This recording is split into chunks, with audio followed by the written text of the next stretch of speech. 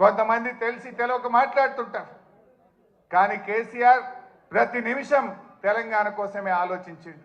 ఈ మధ్యలో రేవంత్ రెడ్డి మాట్లాడుతుండు, నేను 2020 మ్యాచ్లు ఆడుతున్నా అంటుండు. నువ్వు 2020 ఆడతావేమోగా, నువ్వు 2020 ఆడవు. వాస్తవంగా నువ్వు 2020 దేనికి ఆడతావు అంటే పైసల కలెక్షన్కి ఆడతావు. అసలు నువ్వు ఆడే మ్యాచ్ అంతా కూడా తొండి,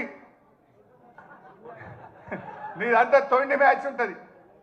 తొండి ఎగ్గొట్టే మ్యాచ్ ఏంది? నీ మాటల్లో తొండి, హామీల అమలులో ఎగ్గొట్టేది ఉంటుంది నీ దగ్గర.